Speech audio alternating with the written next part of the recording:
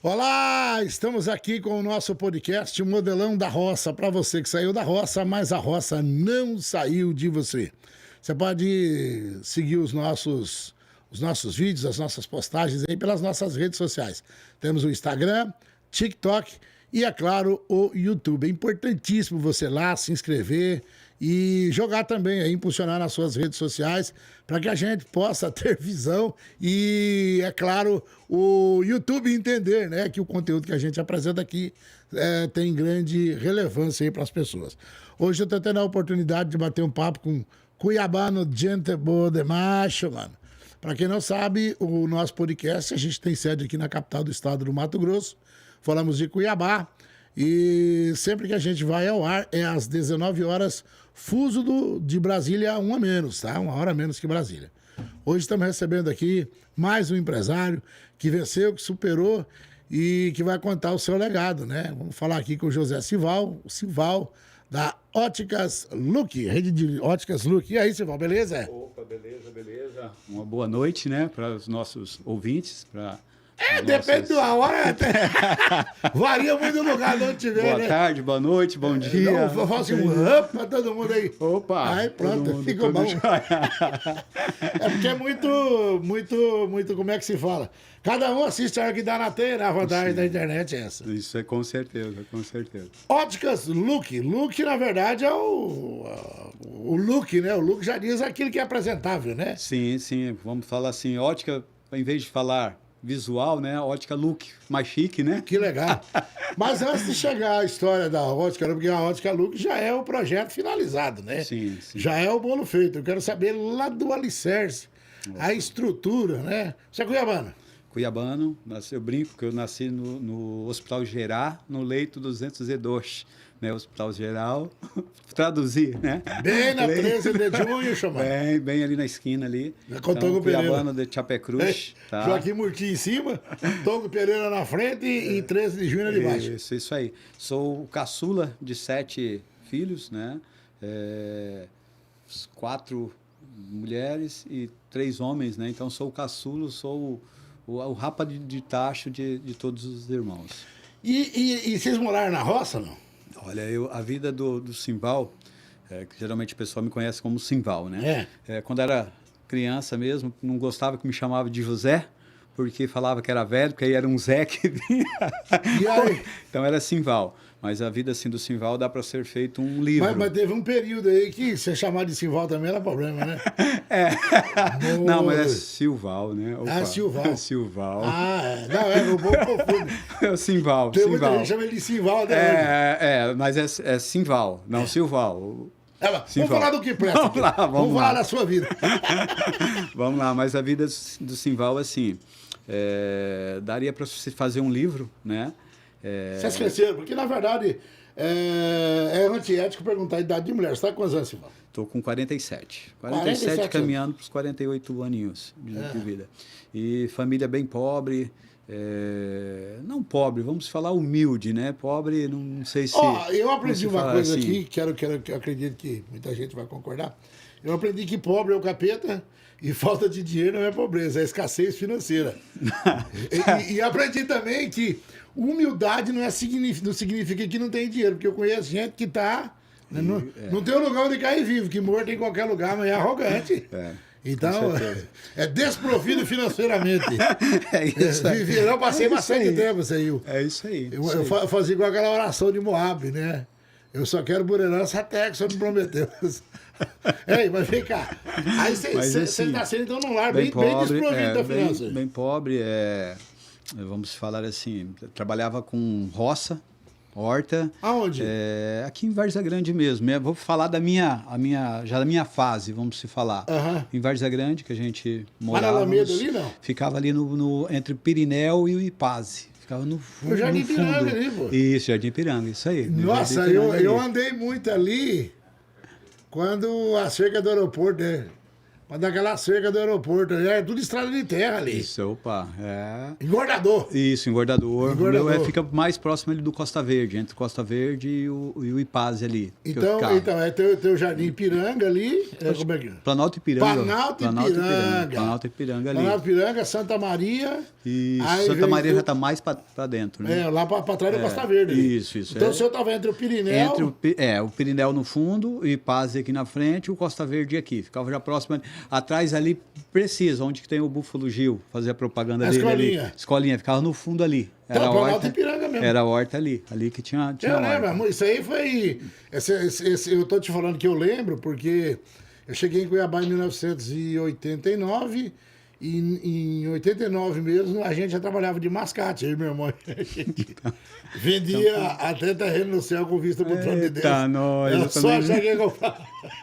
Já vendi um pouquinho de coisa também, ó. E aí eu andava ali naquela região ali, era Costa Verde, quando falava aí no Costa Verde, longe, moço.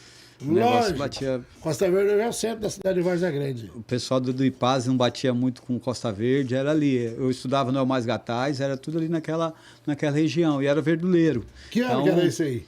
Olha, vamos colocar 88, mais ou menos, 87, 88, mais ou menos, até os seus 93, 94, mais ou menos. E eu falo porque eu lembro dessa horta. Eu passava lá fazendo cobrança lá. Era da minha mãe, e do meu pai e da gente. Que tinha sempre lá couve, alface, de tudo. Quiabo. Isso aí. Na horta eu lembro. Eu fui criado ali. Como diz, plantava, a gente colhia e saía na rua para vender. Na sexta. Pra vender, isso aí, na sexta. Não tinha essa de mamãe, eu não tô na idade de trabalhar, não. Tinha que trabalhar, tinha que... Era colocar... passagem de Paulo, né? Não quer trabalhar, então não come. Isso aí, tinha que colocar o arroz... Tinha que colocar o arroz e o feijão, como eu disse, tinha que trabalhar para isso, porque senão o chicote comia. Não, e apanhava mesmo, não podia ficar tranquilo. E na escola, quando levava nota ruim, aí... O pai e a mãe chegavam lá e já você não podia nem mostrar o boletim, né? E eu agradeço a isso, porque se hoje eu trabalho, foi quando era novo. Como diz, eu vendia verdura quando era pequeno, tinha uma caixinha, eu acho que os clientes tinham dó do Simval, porque caía tanto, que era novo, caía, sujava tudo, mas vendia. Chegava em casa com a vasilhinha vazia, e não era igual hoje. Hoje o pessoal chega na gente e fala bem assim, ô tio, me compra esse alface aqui para me ajudar. Na época não era ajudar, não. Era para sobreviver, porque o produto era bom, as coisas eram diferentes de hoje. Eu lembro da horta ali, era bem organizadinha ali, ó. Aí depois nós mudamos para a Capela do Pissarrão. Mais para dentro da mais cultura. Para dentro. Mas a minha casa, onde que era ali no Ipaz ali, eu não sei se você lembra, era uma tapera, que era era uma casinha mesmo, um rancho mesmo. Eu lembro que a cerca lá, uma cerca que era beirando a avenida, assim, era de pá de coco. Ela não era? Era um negócio, era. Então o negócio não era bom, não. Aí quando nós mudamos para a Capela do Pissarrão, já era uma casa de madeira, uma casa boa, já foi outra coisa. Mas aí tava você era o caçula. Então, eu era o caçula. Suas irmãs, tudo lá. Na verdade, assim, como o caçula, alguns já tinham se casado, só tinha... As mulheres são mais velhas? São mais velhas. Normalmente, na casa que sai primeiro as mulheres. Já ia, e ficou eu, a minha irmã e meu irmão, até 18 anos ele foi embora. Foi embora porque a casa era meio conturbada, o pai bebia muito e tudo mais, então era assim, Então os meus irmãos, conforme iam crescendo, ia vazando da casa, ia se mandando da casa. Ia fugindo. E aí só ficou eu e a minha irmã mais nova, os dois. O que você tá falando aí, cara, é uma coisa muito séria. E eu estava conversando ainda há pouco, antes da gente vir para cá para fazer os podcasts aqui, com 2 empresários. E a maioria, né, das pessoas que venceram na vida, o cara, na casa dele, não teve assim aquele céu de brigadeiro, aquele tapete 5 estrelas de hotel. Que recebe o Oscar. É uma coisa assim, foi sofrida. Então, é um trauma, né? É aquele trauma que te motiva a vencer, a sair daquele buraco, né? Porque, na verdade, você já vive uma situação de miséria, porque a escassez financeira traz miséria. O fruto que vocês faturavam era do suor do rosto. Sim. Tinha que vender, aí vinha um outro problema mais sério ainda. quando fazia a férias, arrecadava, o dinheiro que era para ser reinvestido, na maioria das vezes, era mal utilizado por o gestor. É que, na verdade, assim, ele falava o seguinte, meu pai, né? Não, faça o que eu faço, como ele é, faça o que eu mando, mas não faça o que eu faço. É uma das maiores Então, hipocrisias, heresias, né? Mas, assim, uma coisa só que eu tiro o chapéu pro velho, vamos falar assim, meu finado pai. Pelo menos ele ensinou o seguinte, o teu é teu. Trabalhe para ali. Se você chegar um dia com algo que não é teu, ele queria saber aonde, qual a origem, tudo ali. Ele pelo menos me ensinou a ter caráter e ser homem. Pelo menos isso eu agradeço ao meu finado pai. Isso é uma história interessante, né? É um detalhe que a gente nunca deve esquecer. Já falei que reiteradas vezes, a gente não crescemos com os nossos pais, né? Assim, pai, principalmente eu e meu irmão Manasa, a gente tem... Pai, para mim, a palavra pai, ela não faz parte do meu vocabulário. Eu comecei a conviver com isso depois que eu passei a ser pai. Mas quando eu falo pai para mim é o Altíssimo. Esse, sim, né? O outro só cedeu material genético, mas assim também. Ainda assim, eu não posso falar que meu pai era preguiçoso. Trabalhador ele era. Ele não era um bom marido. Consequentemente, ele foi um mau pai. Por quê? Porque ele também tinha os traumas dele. O que levou ele a mergulhar naquele mundo, de se perder nos caminhos da vida, eu não vou conseguir entender porque eu não convivi a ponto de conhecer o meu avô, mas sabia que também não era boa bisca, né? Já tinha lá o pezinho no inferno de ruim, né? Que era. E aí o que acontece? Isso é um ciclo que vai passando de geração em geração. Eu achei legal, a gente estava conversando em off aqui, você falar que filho de peixe, peixinho, isso é uma mentira. Isso aí. Filho de peixe não é peixinho. Você pode mudar. A gente a qualquer momento que você queira mudar, você muda. Foi o mesmo caso meu. Eu tive um objetivo de vida, até mesmo espiritualmente, não sei se de repente pela questão dele nunca ter sido, né, mas minha mãe evangélica, eu não sei se isso me direcionou, porque eu nunca quis ter esse caminho dele. Entende? Totalmente diferente do que ele fazia, eu queria para minha vida. Entende? O que eu entendo, e a gente também entende ao longo desse tempo. Pode ficar à vontade, tem água aí, né? Tem. Ao longo desse tempo, convivendo com pessoas e entendendo quem é Deus. Porque a cada dia que passa, a gente. O que a gente precisa entender? O mesmo Espírito que inspirou os homens a escreverem as Sagradas Escrituras é o mesmo Espírito que nos inspira quando lemos as Sagradas Escrituras. E à medida que a gente lê a Bíblia e começa a entender a importância e o significado daquilo, a nossa vida muda. Eu lembro que em 1987 foi a primeira... Dia 19 de julho agora. Dia 19 de julho vai fazer... Na verdade, dia 11, né, de abril de 1987... A gente teve contato a primeira vez com as Sagradas Escrituras, com a Bíblia. Olha. E vivíamos numa situação dessa. Então, Deus ele não nos obriga a seguir, mas ele cruza o nosso caminho. O Espírito Santo ele vai fazer de tudo para que a palavra de Deus chegue até lá. A gente às vezes está aqui falando, eu estou contando a minha história aliada à sua, e eu tenho certeza que alguém do outro lado vai se identificar com aquilo. Às vezes o cara tem um padrão de vida legal, mora num condomínio bom, pode checar, porque agora você não precisa mais ir no banco para saber quanto é que tem. Perguntar pro caixa, né? Na palma da mão você sabe quanto tem, transfere, paga, compra, vende. Então tem de sobra o dinheiro, né? E tem até uma música do Raul Seixas que ele diz, ouro de tolo, né? E eu que não me vejo sentado no trono de um apartamento com a boca escancarada, cheia de dedo, esperando a morte chegar. Lutei tanto para conquistar, agora que eu conquistei, e daí? E daí é o Deus, né? Eu acredito que é a questão espiritual. Então Deus, ele sempre nos ronda, assim como Satanás. É descrito lá no livro de 1 Pedro 5,8. Sede sóbrios, meus irmãos, pois o diabo, vosso inimigo, anda de redor, bramando como leão, buscando a quem possa tragar. Isaías fala que, ainda que uma mãe, que quer um amor mais incondicional que o de mãe? Não. Mas tem. Infelizmente, nós vemos mães que vendem filhos.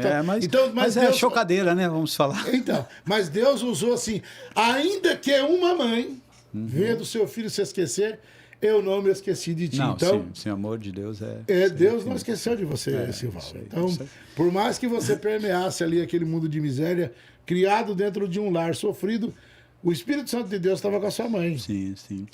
E aí Deus chamou você. Aí chamou, assim, eu não sei se seria isso, né? Mas... Ele nos chama. É.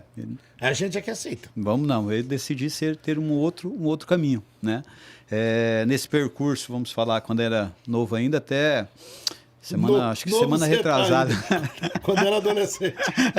Acho que semana retrasada, eu estava na igreja, e aí eu encontrei com a Setua, mora lá no finalzinho do Costa Verde. Setua, esse nome não é meio estranho, eu conheço ela. Setua. Ela é esposa do Afonso, ela me comprava muito frango. Eu vendia verdura e frango, que a gente começou, depois de lá na Capela do Sarrão, tinha uma granjinha e coisa que criava no quintal. E saía para vender. É aquele semi-caipira, nasceu na cidade e criado no mato. Isso, vendia muito para ela. Ela olhou assim, falou, olha, é o agroboy, é o agro-chicken. Tem um grupo que a gente canta num grupo na igreja, um grupo masculino, e aí cantando, ela escutando, depois ela chegou assim, Val, olha, você cantando, eu tava lembrando dos frangos. Mas você vendia imolado as coisas também, boas. Né? Oi? O frango era imolado. Não, a gente matava e imolava, né?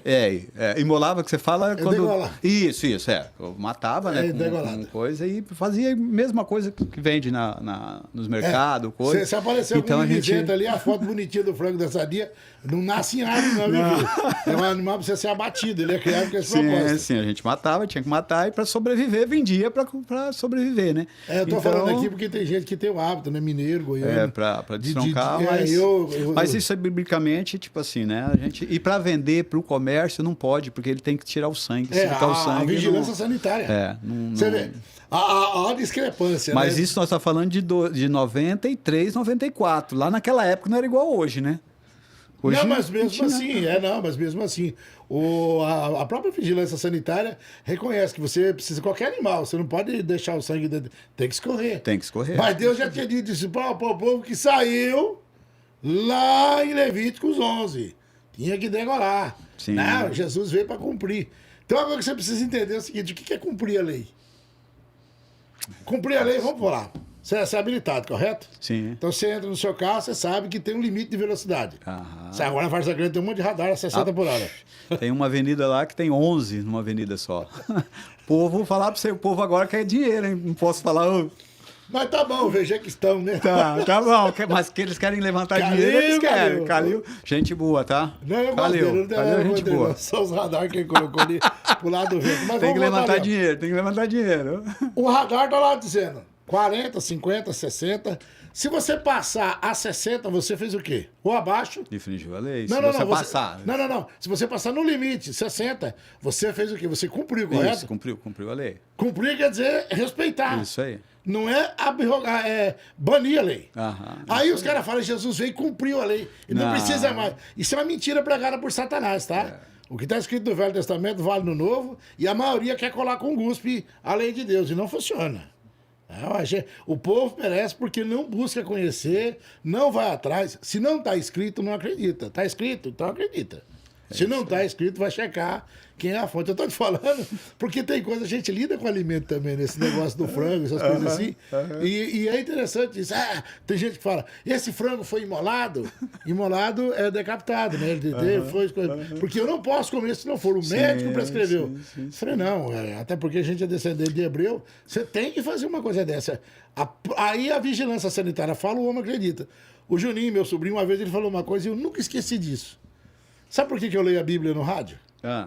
Porque ninguém duvida do horóscopo. O horóscopo é falado no rádio. O rádio, por si só, tem fé pública. Até um dia desse eu recebi um memezinho, uma figurinha, que diz assim, é verdade, falou no rádio. Cara, e se coloca um mentiroso para falar no rádio, aí a mentira vira verdade. Então eu comecei a ler a Bíblia no rádio justamente desse contexto.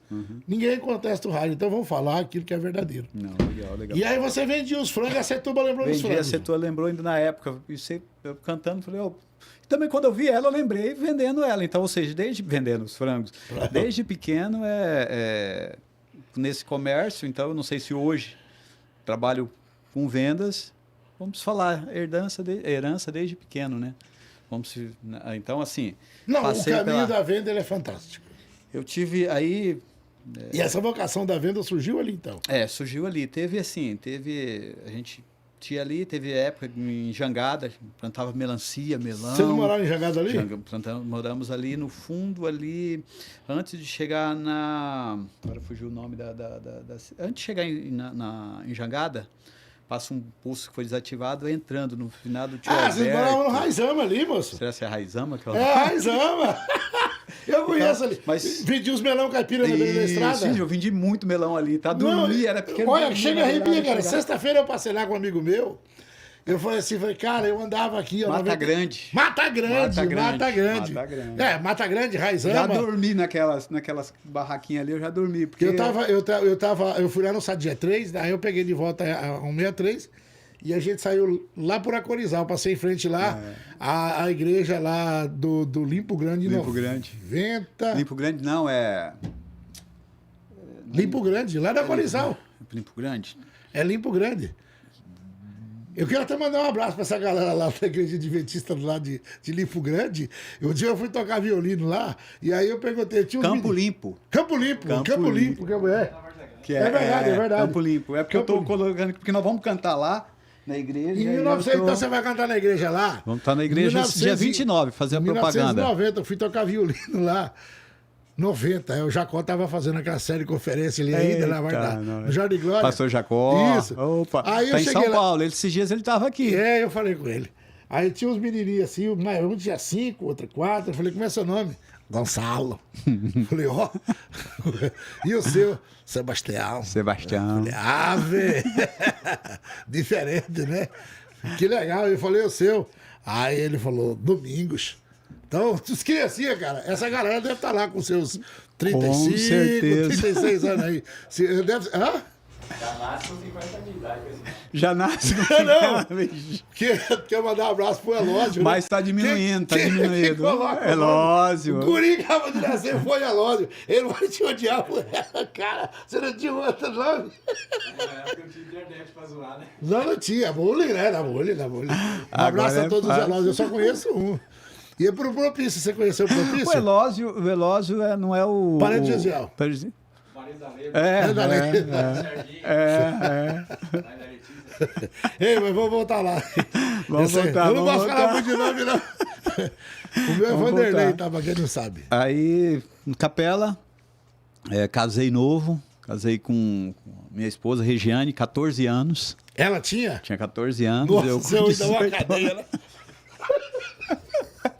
Tive que liberar até hoje. Um beijo pra ela. Tá com ela até olhando, sim, até hoje. Que benção, cara. Guerreira, lutadeira. Quantos anos você tem casado? Estamos fazendo 30 aninhos de casado já. 30 anos de casado. Você tinha quantos anos quando casou? Na verdade, tô com 28 anos de casado. Tinha 18, né? Tô com 28 anos de casado. Fugi um pouquinho, mas 28 até porque anos. Também naquela época era melhor casar, né? Porque se é de abraçar, que case, né? Era da igreja, ela da igreja. Então, conhecia e a gente... O aniversário de 15 anos dela já era casado comigo. Nós fizemos. E não tinha um pinto pra... Como diz o... Acho que... Não tinha onde cair vivo. Não tinha nada. Tinha uma bicicleta só, que era... Ó. E aí, não esqueço do meu pai, quando eu fui apresentar ela, né, que não conhecia, coisa e tal, que já casado lá em Jangada, na beirada do rio, aí ele chegou, mas meu filho, por que você saiu ali da capela pra morar lá, cara? Na verdade, assim, na capela, eu morava na capela, né, só que meu pai morava ali na beira do rio. Entende? Eu ia trabalhar, coisa e tal, ia de bicicleta. Puxa vida, eu tô achando, cara, que olha, que eu lá da verdura eu lembro. Eu tenho quase certeza que eu comprei melão de vocês ali. Né? Porque Provavelmente. Direto, cara. Eu até passei lá. O que é atração, né? Sexta-feira eu passei lá, eu falei assim, meu Deus. Tinha uma galera que vendia melão aqui, cara, um povo trabalhador aqui. Aí, porque assim, um começa a vender na beira da estrada, todo mundo vende. Sim. Aí tinha uma festa lá em Acorizal, nós fomos tocar na fanfarra, eu e Bonanza. Em 89, 90, a gente já era puxador de fanfarra. Aí era festival da mandioca. Nunca tinha tomado suco de mandioca na minha vida lá. Tinha sorvete de mandioca, bolo de mandioca. Você lembra, Bonanza? Acorizal. Você também era de lá também, Bonanza? Não, também era no Paraná. Ah, tá. E aí vocês venderam. Eu tenho certeza que eu comprei melão de vocês ali. Provavelmente.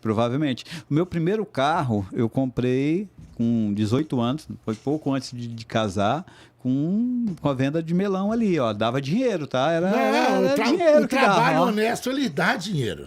Foi meu primeiro, é claro, um chevetinho, Mas era seu. Que foi na época, né? É velho, mas é meu. Acho que era 70 e pouco, era assim, não era. Mas foi na época, era o carrão, era o carro. Você comprou um carro com 20 anos. É, isso aí. Foi. Na época 2000 era o hoje. carrão, era o carrão. Hoje o carro 2000, foi o primeiro. Para um moleque de 17 para 18 anos, é o carrão, né? Que foi através disso aí. Que Do foi suor. Do suor. Aí casei com a esposa e Mas comecei... então você não casou amarrado de arame, né? Casou Não, na verdade, na verdade eu me juntei. Na época, Jojo. Roubei ela. Ó. Né? Roubei. Chama a história. Não, que nessa idade ninguém libera, né? Não, roubei ela e levei pra casa. Levei pra casa. E rolou agora? Aí, fazer o quê, né? Coitada da minha sogra, né? Vai fazer o quê? Aí na época eu pedi, porque na igreja, os dois eram da igreja, tudo, tive que pedir pra adiantar a idade com o juiz autorizou, tudo mais, eu fiz certinho. Melhor do que ir pra um casal, foi né? Certinho, Você vê? Não, mas eu já queria na época, eu queria casar. Ah, mas como é que não quero? Eu queria só... Há 30 anos atrás não tinha o recurso que tem hoje, né? Não, mas tá certo. Falar pra Cara, você, que legal, tadinha velho. Então... da bichinha. Já acredito que eu vou Mas separar mulher. Vou separar uma mulher. Como uma mulher dessa? Sofreu o pão que o diabo amassou. Justamente o que eu ia falar agora. Ela acreditou, cara. Sim. Ela acreditou. Não, é verdade. Porque Sei se eu imagina... tinha lábia. Não é. Mas ela vivia bem com o pai e a mãe? Na verdade, ela vivia com os avós. Vivia com os avós. Você imagina a cabeça dela. Ela já não vivia com os pais, vivia com os avós. Ela viu a possibilidade de falar o quê? Porque naquela explosão de feromônio na adolescência, lembrando que o adolescente de 30 anos atrás, a cabeça dele era diferente do de hoje. Sim.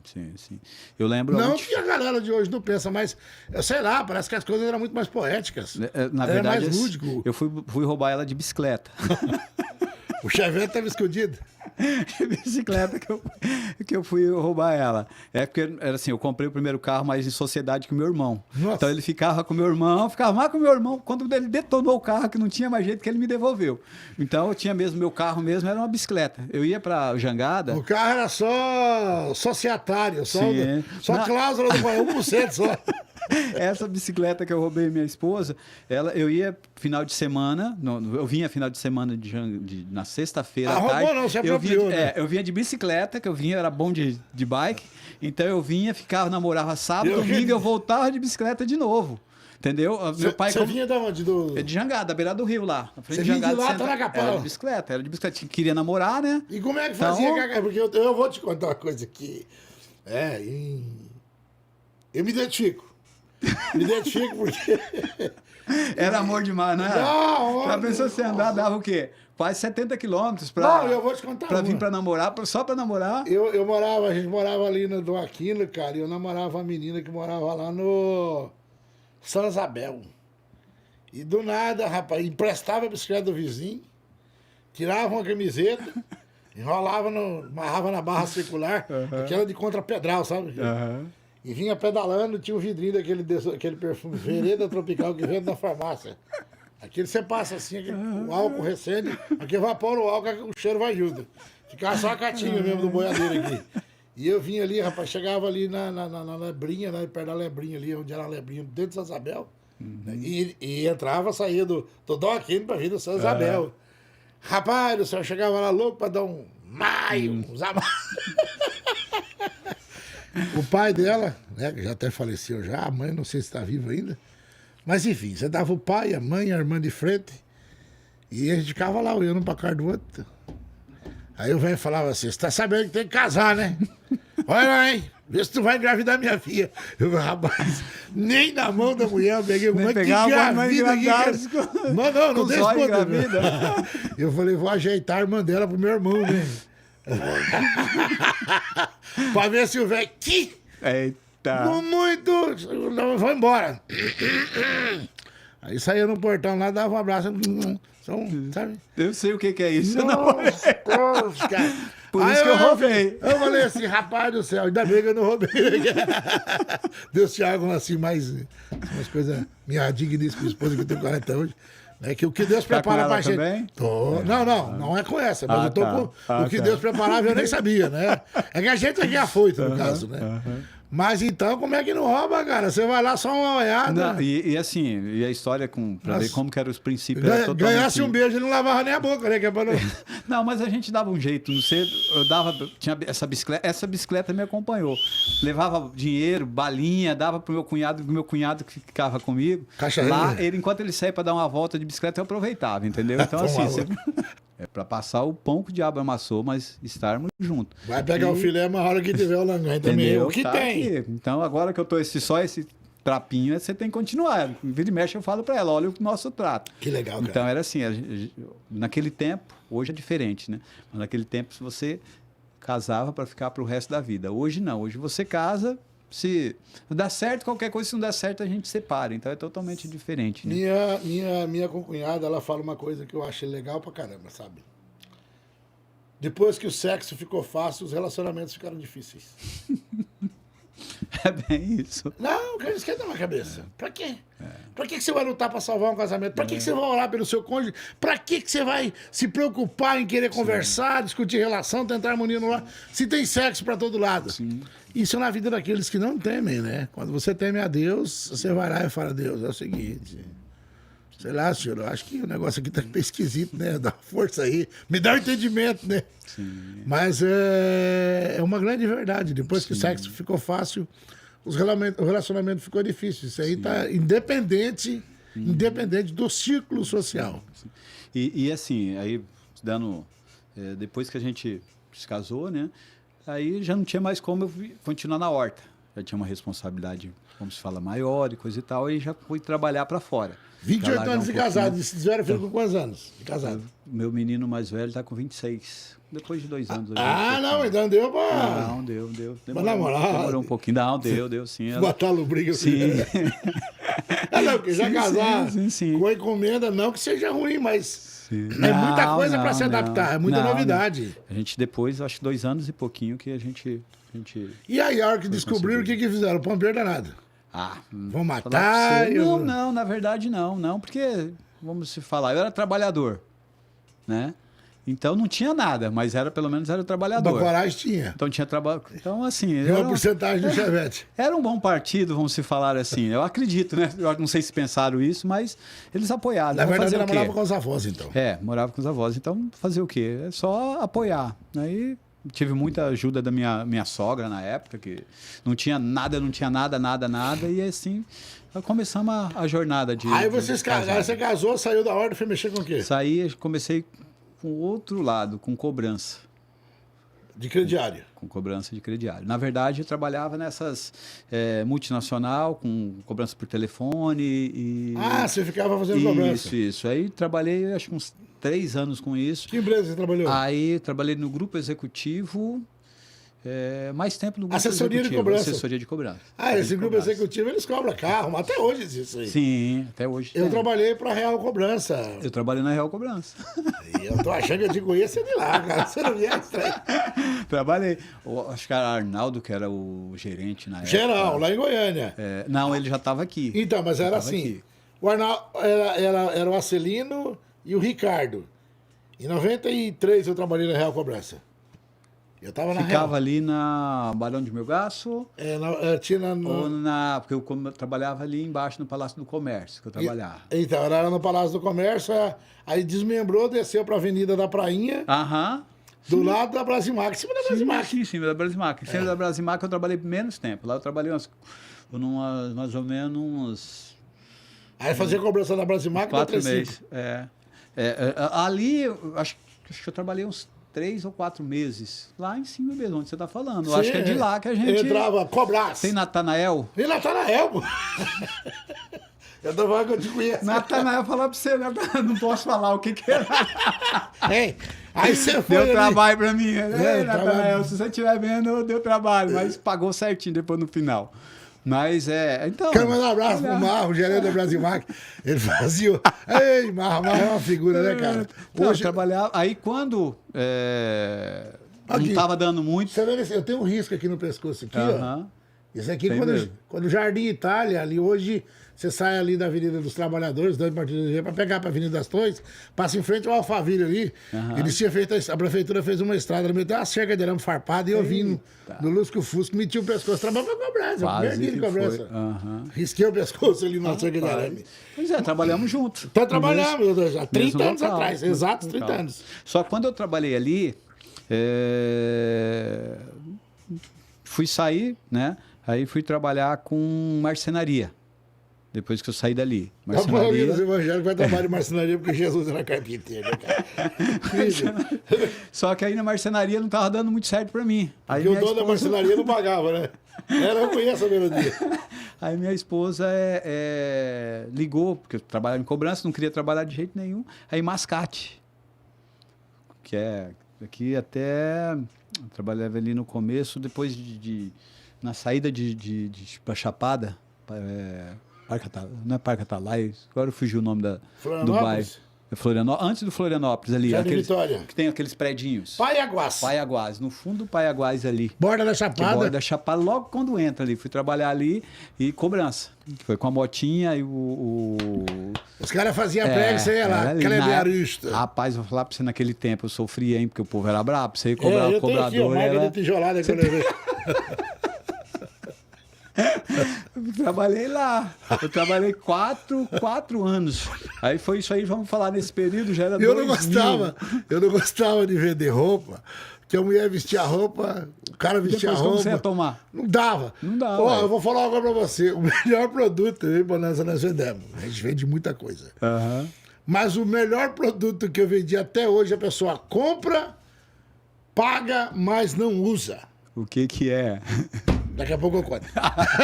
Eu acho que eu sei o que é. O que é? Mas não é caixão, não. Não gosto de usar. Não. Ele só olha. É o espelho, cara. O espelho. Não tem mercadoria melhor no mundo pra você vender. Não paga. Pega de volta, embaixo. Faz outro prego, pendura lá. A não ser que pintinha o cabelo molhado. Mas o meu produto que o pessoal vendia, eu pegava muito de volta, tá? Era o quê? Era hack. Não sei se você eu lembra lembro, aqueles estantes. Aquelas estantes de metal. Rapaz, eu cobrava no Pedra 90. E na época do Pedra 90, que era o negócio que... Aquele dilema, só entra quem não aguenta. Como que é assim? O negócio era sinistro. O negócio era feio. Pague para entrar e resto. Se tivesse 2 camaradas, eu não passava com a moto, porque podia saltar a moto e o negócio lá era feio. Lá no Pedra 90, hoje eu não sei como que tá. Um dia eu vi a situação do Pedra 90, cara, até aquilo me deixou preocupado. O cara saiu para comprar gás com o bujão nas costas. Não tinha esse negócio de entregar gás na porta. O cara saiu para comprar o gás, no meio do caminho roubaram o dinheiro dele. Roubaram dinheiro, não foi o botijão, não? Escuta só. Aí ele, desesperado, veio outro, roubou o bujão. Eita, bexiga. Esse lugar é difícil. Lá era como... Lá se tinha 2, eu não passava com a moto, porque senão eles roubavam a moto. Então, e eu cobrava cara. Lá, e o povo brabo que só vendo. Você é corajoso, então, né? Pegava de volta, os hack não pagava assim, você não tem um porte físico avantajado. Não, rapaz, você... Tamanho de boi na quantidade de sebo, né? Você, com uma motinha com baúzinho ali, você usava uma pochetezinha, uma coisa, e às vezes você falava, né? Mas não tava, né? Naquela época o Estado levava 8 a 10 meses para pagar o salário, cara. Era mais ou menos isso. Tinha muito que não pagava porque não tinha condição. Quem trabalha aí que é servidor público, 1996. 1996. Era complicado, hein? Olha, era meia-noite, dia 24 de dezembro, eu tava cobrando, porque fazia uns 5 meses que o povo... Né? Eu tenho que receber do Estado. E se o Estado pagava e o cara, se não fosse receber, meu filho. Você não recebia mais, né? Só no outro. Isso era cobrador igual eu. Então eu tô falando você, ué. Coisa, velho. Aí, assim, com essa luta, aí... Então você pegou o traquejo. O legal de tudo isso é o seguinte. Hoje você trabalha no comércio, a hora que o camarada quer inventar uma mentira pra você, você fala aí. Essa é antiga. Você já sabe um pouquinho. Vira e mexe o pessoal da loja. Mas como que você desconfia? Porque a gente tem uma experiência de vida. Igual chega um cliente da sua loja lá mal vestido, não é porque o cara tá mal vestido que ele é inocente. Sim. Às vezes chegam lá arrumadinho. Todo engomadinho. Na verdade, eu tenho medo desses engomadinhos. Eu ia falar isso aí. O cara que chega meio legadão lá, aquele lá compra e paga e não dá trabalho. Sim. E assim, voltando lá. A minha esposa, eu acho que deu chegar brabo, vira e mexe, querer, né? Baixinho, igual você falou, baixinho. Não falei que você é baixinho. Falei, não tinha o porta-bandagada. Não, mas quando eu era mais novo, eu tinha um pouquinho mais. De caixa? Não, eu tinha um pouquinho mais de caixa. É porque a tal da diabetes, né? Essa aí, mas tinha um pouquinho. E o diabetes acha que é as bailarinas do diabo, né? Ela dá... Diabetes. Ela dá uma afinadinha. Eu me agarro a isso. Diz que eu afino um pouquinho. Mas também a idade vai chegando e você, né? Eu não sei, eu fui gordo. Bem alimentado, que se falar gordo é problema.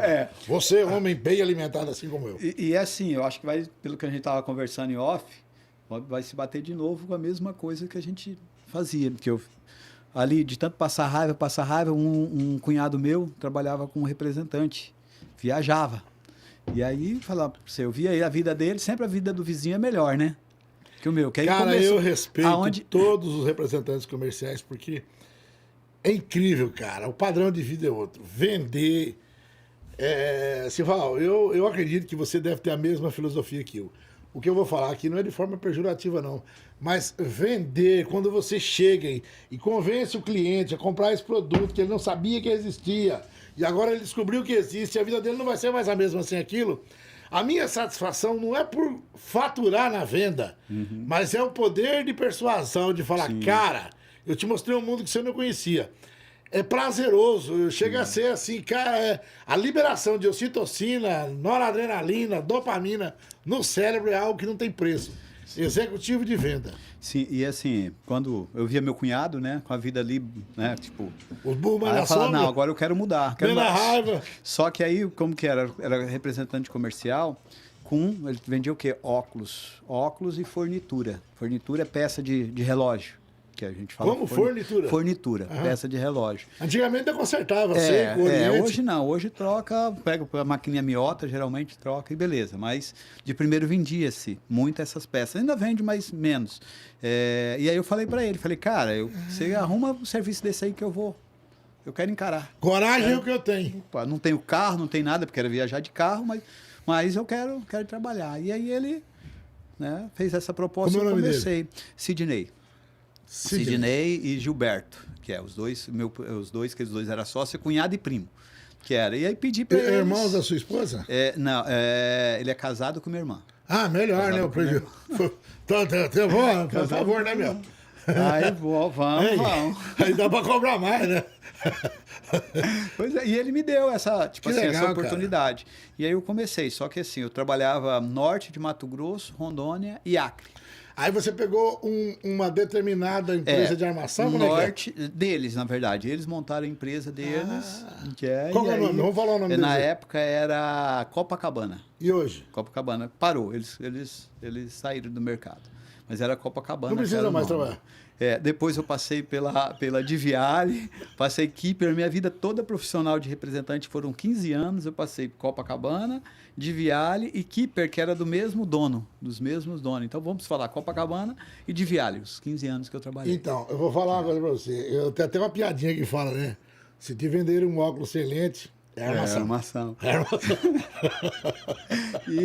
Só que assim, igual você comentou. Ué, não é verdade? Você vendia armação. É isso aí. Na verdade, eu vendia mais... Se oferecer o óculos sem lente, é armação. Na verdade, eu vendia mais... A Copacabana era óculos de sol. Só solar, então não entrava na armação. Que era depois de um tempo que eu comecei a vender armação. Era só de sol só. E aí apareceu aquele negócio do que era vendido na rua, né, cara? Você convenceu a pessoa a comprar um produto. Eu sou, particularmente, eu tenho muito cuidado com os meus artes, porque eu já contei aqui um pouco antes, né, de uma situação que aconteceu comigo. Já nasci com essa deficiência. Patologia. É uma patologia, não deixa de ser. Né? Eu enxergo só 10% do olho direito. E a minha mãe sempre contou pra nós que era um problema de Berne. Tinha nascido Berne, né? De um Berne. E depois de muitos anos, isso foi em 2016. Eu tava. Não, minto. 2012, 2015, fui pra TV, isso mesmo, 2016. Eu tava mexendo no jardim lá em casa lá e pum, espetei o olho. Nossa, já passou 43 minutos. Eu tô olhando. 43 minutos falando aqui. Passa rápido. E eu sofri um acidente mecânico, né? Nesse olho aqui. Fiquei com a visão toda embaçada e eu fui lá, quero mandar um grande abraço. Dr. Sebastião Rezende, o camarada é diferente. Na época eu falei, eu quero procurar o melhor. O cara chegou lá e decifrou qual que era o problema. Eu nunca tive problema por conta disso aí, né? Eu nasci com um fenômeno raro chamado supervisão. O que é isso? O cérebro entende que esse olho aqui enxerga muito bem, simplesmente aniquilou o outro. Então, eu enxergo 10%, aí rebaixou minha carteira, virou um rolo danado. Simplesmente, porque... não posso dirigir caminhão. Sim, não pode... Não. E aí não tem, é irreversível. Se fosse quando criança, 2, 3 anos... Mas você também é optometrista? Sou optometrista também. Isso aí, depois de... Fez o curso? Fiz o curso. Na verdade, faço bacharel, né? Mas... Você é bacharel? Não, ainda estou cursando. Sou técnico e optometrista. agora... técnico optometrista. E estou fazendo bacharel, daqui uns dias a gente faz o bacharel, termina o bacharel, aí... Porque hoje agora, com essa nova, vamos falar no Supremo, o bacharel pode trabalhar tranquilo. O técnico já é mais restrito. Entendeu? Ainda está ali. Então, eu faço parte de uma gama de profissionais, já que você citou essa situação aí, só dando um fora aqui. Eu posso apresentar jornal de bancada, fazer entrevista, radialista, porque o meu DRT é da época que o já tinha passado 5 anos, né, apresentando, então não precisou fazer a faculdade. Agora parece que acabaram com a faculdade de um monte de coisa aí. Essa nossa, por enquanto, eles ainda não decidiram. Por exemplo, eu já estou há muito tempo como técnico. Mas eles não decidiram se vai ter validade, se vai fazer um reavaliação. Só explicar aqui o que é optometrista para a galera que está em casa. Vai para aquela câmera e explica de uma forma bem simplificada o que é optometrista. O que é optometrista? Optometrista em vários países, tá? Nós somos responsáveis pela fazer a correção visual. O que é correção visual? Um óculos, um olho que necessita do óculos, tá? Ele não tem uma patologia. Nós falamos com você, tem a patologia. Sim, mas não adianta nós fazemos a correção visual. Nós podemos identificar qual é a patologia que o paciente tem, só que nós não podemos entrar com medicação, colírio, pingar nada, prescrição de remédio, nada. Nós podemos só o quê? Lente, você pode definir. O grau da lente. O que for relacionado à lente, eu posso passar. Então, só para você entender o que é optometrista. Então, seria isso aí. A profissão optometrista é faculdade. Nossa faculdade é para aprender. A gente várias questão coisas do eixo, da distância entre os olhos, tudo. A gente estuda tudo isso aí. E faz a correção visual, que é o óculos de vista. E recomenda, né? Essa lente, por exemplo, é uma... Essa é uma multifocal, que ela é, tá? Ela é para longe, intermediário, que é essa distância que eu tô, e para perto. Porque à medida que vai passando, as pessoas vão acompanhando a alongador de braço. Começa que a gente fala presbiopia. O que é presbiopia? Vista cansada. A partir dos 40 anos, começa essa vista cansada. O pessoal não, eu tô com a vista cansada, tô com a vista... Olha o tamanho da letra do meu celular lá. Aí eu vou falar assim, você tem problema de visão? Eu falei, não. Mas por que a letra é desse tamanho? Eu falei, que é para economizar. Eu não uso óculos. Mas... Você usando óculos, você poderia colocar Não, mas eu coloco que é para não gastar. Tá. Brima, judeu não quer gastar o que tem. Vamos lá, vou marcar com você, vamos marcar lá para resolver esse problema teu, para diminuir o tamanho. Não, eu leio letras pequenas. Letra pequena? Leio, eu coloco. Você tá com quantos aninhos? 51. 51, se eu fizer, vou fazer a propaganda, se eu fizer o exame teu, você vê como que você vai ver melhor. Com ele. Eu faço. Você lembra no começo que a gente falou, é que você já está acostumado com a tua vista de uma forma, então ela já supre essa necessidade que você precisa. Eu vou te falar aqui, eu tenho, como eu passo muito tempo acordado, normalmente eu acordo 3h15 da manhã, isso é o normal. 3h15 eu acordo, faço ali minha higiene pessoal, porque eu tenho que entrar no rádio às 4 da manhã, 3h30 eu tô de joelho dobrado, já tô falando com o Rachene, com Deus.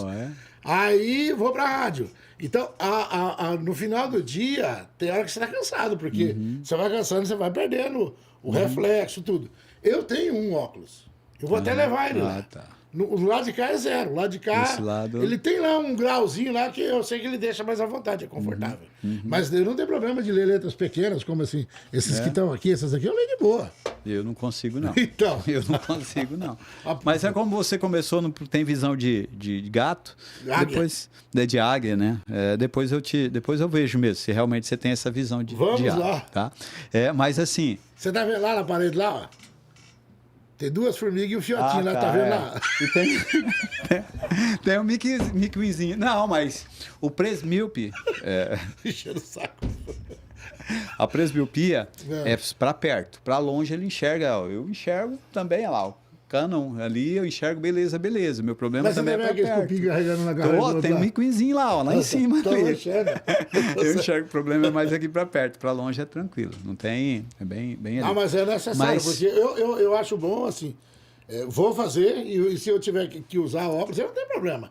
Eu até tenho meu óculos há muito tempo. Faz tempo, eu uso lá para de vez em quando relaxar, à noite principalmente. Pra não forçar. Mas assim, eu sou optometrista, mas eu praticamente não exerço. Mais só quando é ação social, alguma coisa assim, que eu faço. Mas eu não... Que nesse caso aqui é uma ação social. Então eu não faço, mas é quando tem. A gente faz algumas ações, algumas coisas, aí eu faço. Sival, mas aí você começou então, com quantos anos a mexer com ótica? Essa representação? Vamos falar, eu comecei com 26, né? 26 anos. 26 anos. Então vamos lá. Quando era mascate, você cobrava o que era dos outros. Uhum. Passurrava com o que era dos outros. Uhum. Ganhava uma comissão ali de 20%, no muito, porque na verdade só falava 20%, mas é porque metia juro, tinha um monte de fantasia. A hora do frigir dos ovos mesmo, do valor que te mostrou, do que tinha, dava uns 4%, 5%, e olha lá. Sim. Mas recebia aquilo ali, satisfeitinho. Aí você foi mexer com representação comercial. Isso. Aí a responsabilidade passou a ser sua, porque foi você quem vendeu. Isso aí, eu tinha que receber, tinha que... E aí aonde é que entra o traquejo? Porque se você faz uma venda bem feita e você tem condições de analisar quem você está vendendo, você pode até ser que o risco é maior. Vira e mexe, você toma mais é menos. Mas ainda você mais, consegue deslanchar. Porque foi você que vendeu, né? Sim, e assim, como eu fazia Mato Grosso, Rondônia e Acre, eu vendia para as óticas. Que eu não vendia no varejo. Então eu vendia para o dono de ótica. Geralmente, essas donos de ótica, quando tirava um ou outro que fechava aqui, outro ali, mas essa aqui é a sua empresa? Essa é a minha empresa. Vamos. Deixa eu colocar aqui o fone de ouvido. Pode colocar esse fone aí. Vamos ouvir, é um institucional, é? Isso, ó, essa modelo é minha filha. Ah, é? É. Você tem quantos filhos? Tenho 3. Essa é a mais nova? Essa é a caçula. Ah, que legal. Na Ótica Lux Center, o atendimento é feito especialmente para você. Nossa equipe está aqui para entender suas necessidades e encontrar o óculos perfeito, feito sob medida para você. Se a lente estiver em nosso estoque, seus óculos ficam prontos em até 30 minutos. Você sai daqui com seus óculos na hora. Estamos perto de você, com unidades em Cuiabá e Várzea Grande. Venha nos visitar na unidade mais próxima e experimentar o atendimento Lux Center. Visite-nos hoje mesmo. Ótica Lux Center, seu estilo diferente de ver. 5 endereços. Tem a nova loja, que é ali na Couto Magalhães. Na altura ali tem o Estúdios, fazer propaganda da Estúdios Z, em frente da Estúdios Z. É bom, porque a galera conhece. Agora deixa eu te falar. Isso ali é a onça morta, né? Na verdade, assim... Eu quero saber lá atrás, né? Comecei onça morta é uma expressão da roça, né? Como representante, né? Aí, só que o representante... muito ausente de casa, saía muito, cheguei a ficar 60 dias sem voltar para casa. Então, você acaba não acompanhando o crescimento dos filhos. Eu ia falar isso agora, porque então, assim, é uma máxima, né, cara? Eu tinha um dizer que eu falava o seguinte, que hoje eu já mudo um pouquinho.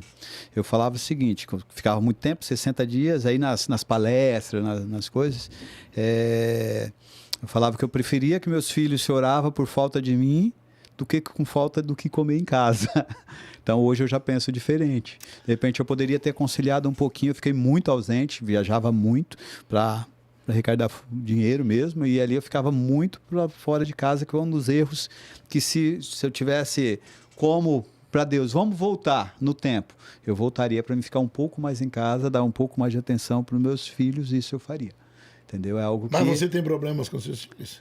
Na verdade, não. Eu não tenho o que reclamar. Os meus 3 filhos, um que é pouquinho, até não sei se vai passar um outro VT, é meu filho, hoje ele que gere, ele que me ajuda, é meu braço direito, meu braço esquerdo nas lojas. Você criou um sucessor? Sim, meu filho mais velho, que é. E aí o outro? O outro é dentista. Daqui a pouquinho a gente está no começo da avenida do CPA ali, está montando a clínica. Era uma loja, dividir no meio, é esse aqui. Esse é o Luiz Fernando. Ele é o sucessor, vamos se falar assim. Que legal, cara. E aquela moça lá é a sua filha? É minha filha, ela é a caçula. Aí tem o do meio, que é o dentista, que daqui um pouquinho, se precisar, no começo da vida de CPA... A sua ali, filha vai tem quantos ser. anos? Ela tá com 16. 16 anos. Não apareceu ninguém querendo roubar, não, né? Já tá namorando, já. Já veio tá, rodeando?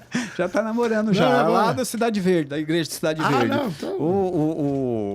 Eu falo Roberto, não é como que você falou? O Bonanza é o Bonanza. pai, o Spielberg é o filho. É, o Spielberg. O Spielberg conhece ela. Que legal. É, lá Ei, da- mas aí você, como representante comercial, conseguiu levantar um capital. Na verdade, assim, eu fiz eu preparei. Até conversando com os outros representantes, eu aconselho isso aí dele. Eu não parei para começar com a loja. Eu passei 2 anos ali largando a representação e com a loja. E depois que a loja começou a sobreviver, aí que eu parei. Você fez uma coisa chamada fader, né? Você deu fader. Negócio bonito, né? Você sai de um, você cincou. Sim, é isso aí. Você saiu de um e entrou no outro ali, que foi uma fase de... Você fez uma transição de uma fase, você encerrou um ciclo. Sim. Quando se encerra um ciclo, fecha. Agora vamos começar outro capítulo da vida. Eu comecei com aquele meu cunhado que eu falei para dar uma chance como representante lá no começo. Eu comecei com sociedade com ele. Aí a gente começou, acho que ficou uns 8 meses junto, aí separamos, ele ficou com uma loja, eu fiquei com uma outra loja, que a gente ficou. Aí ele seguiu a vida dele e eu segui então já a minha... deu cria, né? e a Uma minha- loja deu outra. Só que ele saiu do ramo, ele estava mexendo agora com farmácia. Nada a ver, mas tá Mas tá o, lá. o que eu achei legal, né, cara? Você sprintou a sua vida. Sim. Você viu aquilo ali, tem uma expressão, né? Meu irmão Bonanza, ele acha assim, ele fica preocupado quando eu falo, vou falar alguma expressão que lá vem a bomba. Tem coisa que não pode Não falar, dá né? pra falar. Mas o cara quando tá afogando, um fiapo de capim vira cabo de aço. É, isso aí. É bem isso. Claro que você não vai brincar com a pessoa que tá se afogando, porque quando a pessoa tá se afogando e o outro pula lá pra salvar, ele vai morrer. Sim, porque sim, na sim. cabeça dele, ele tem que trepar na cabeça do outro ali e eu vou sair daqui. Aham. E não é assim, né? Então você se agarrou naquele... um fio de esperança. Na verdade, assim, eu tiro da minha guerreirinha do meu lado. Aquela que tá embalando o óculos da sua esposa? Não, aquela lá não. Ela não apareceu nesse VT, ela não apareceu. Mas, assim, a minha esposa que... Quando eu viajava, ela que ficava na loja. Meu filho estava com 16 anos ainda, então, assim, estava começando... Você achava disso tudo? Sempre? Ele sempre tá. A gente, até uma das coisas que a gente, desde o primeiro dia que nós abrimos até hoje, a gente não começa o dia sem fazer uma meditação. A gente, todas as lojas, começa 15 minutos antes, já coloca direito trabalhista, você sabe como que é. Coloca Sim. no cargo de horário deles, mas 15 minutos a gente faz uma meditação matinal, nada, não fala de religião, e sim só a Deus, e aí a gente continua o dia. Eu não sou nada sem Deus. Eu dou palestras em empresas e agradeço aqueles que convidam a gente. E agradeço aqueles. Olha, se você não quiser ficar, é um direito seu, você não é obrigado a ficar aqui, mas a gente vai tocar o nome do Altíssimo. Sival, eu fiquei feliz, cara, com a sua história, porque não é... Às vezes, as pessoas veem lá um comércio com a porta aberta, a gente já disse isso aqui antes. E não sabe o que passou, não né? tem ideia, cara, de como foi para construir aquilo ali. Por que a cor vermelha? A vermelha, vamos se falar, isso aí já é um pouquinho Estratégia de marketing, marketing. estratégia de Tá. marketing, Eu mas está achei. desde a origem. A vermelha bonita, desde quando começou algo assim, como eu usei um pouquinho a experiência de estrada, vi muitos amigos que abriu e que não dava certo e coisa e tal, então ali... O legal disso tudo, você sabe o que é, cara? Você é um cara muito inteligente, porque você fez o quê? Você aprendeu com os erros alheios. Foi Você muito... fez como não abrir uma ótica. É o que eu falo hoje pro meu filho. Meu filho, ele é como não abrir uma meio... ótica. Aí você foi lá e abriu do jeito de como não abrir. Não abra daquele jeito. Esse deu errado. Agora vamos fazer isso aqui. Vamos pegar um tiquinho de cada um que deu certo. E assim, atrás de um grande homem, tem uma grande mulher, e vamos falar mais um grande filho. Porque até hoje, meu menino fica numa loja, a minha esposa fica em outro, e eu fico geralmente andando em duas. Mas... Eu vou te contar uma coisa aqui. As Sagradas Escrituras falam, né? Quando Deus criou Adão, ele disse, não é bom que o homem esteja só. far-lhe-ei uma adjutora. A tradução do adjutora quer dizer uma que vai te contrapor. Não significa que a mulher tem que ser arrastada pela mão, não.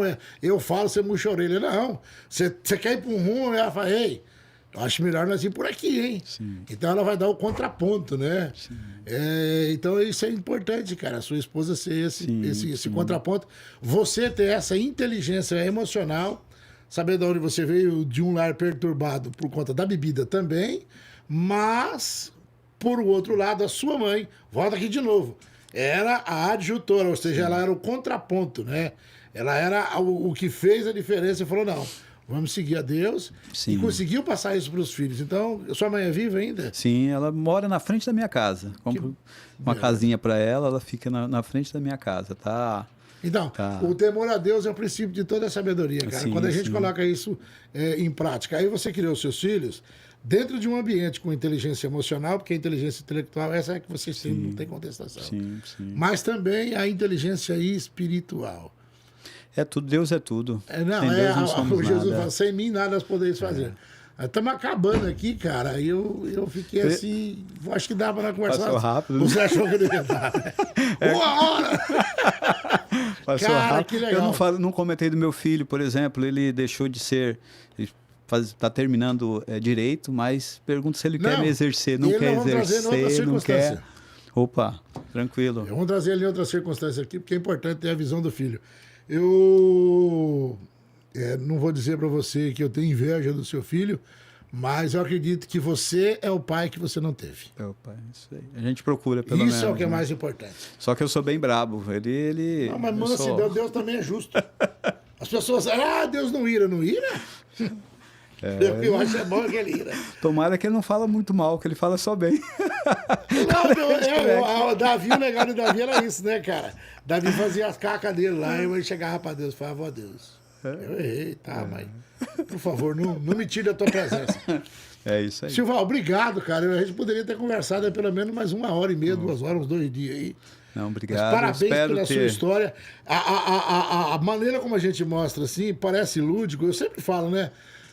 As pessoas tendem a chorar, se lastimar. Eu não suporto choradeira. Você não vai pagar para ver show de choro. Temos que agradecer. Sabia que não existe você comprar um ingresso para ir num show de choro. A gente vai para rir. O rir, eu tenho certeza que muita gente riu. Mas quando você tava lá, carregando a mulher da sua vida, naquela bicicleta, cara, só com a coragem de enfrentar o mundo sem saber o que queria. E ela mais ainda, cara. Sim. Entregou a vida dela e confiou a você. É claro que foi uma decisão dela, porque ela não foi levada na marra. Então, isso foi doído. Eu tenho certeza que teve muito sangue, suor e lágrimas ali, muita oração, muita dedicação.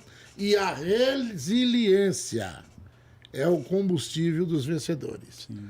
A vida é para quem acredita. Manda aí, olha para aquela câmera ali, manda abraço para quem você quiser, recado para quem você quiser. Um abraço. Deixa aí a mensagem que você quiser, fique à vontade. Eu já comentei, falei bastante dela, né, para minha digníssima, para minha esposa, que está desde o princípio, vamos falar assim. Estamos ali. Hoje, graças a Deus, a gente tem uma estrutura, tá, com as 5 lojas. Os filhos, graças a Deus, está todo mundo bem. Então, eu só tenho que agradecer a você, tá, meu amor? Te amo. Podcast Modelão da Roça. A maioria das pessoas querem o ser humano, né?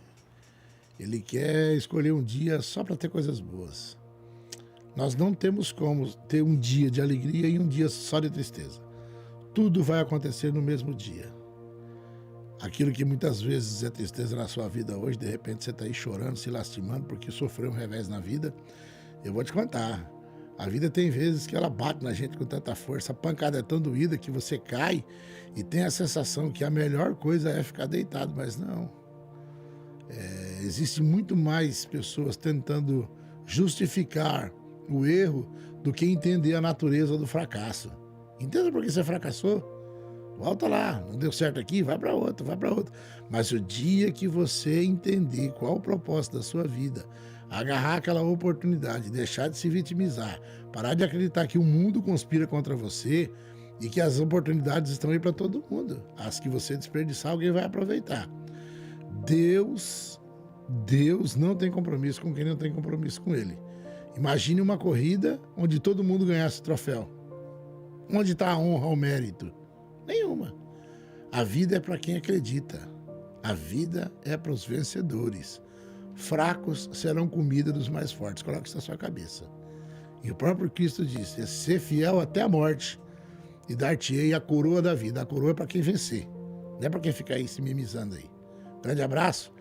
Esse é o nosso podcast, Modelando a Roça. Até a semana que vem, se esse mesmo Deus assim nos permitir. Aô! Tchau, tchau, tchau!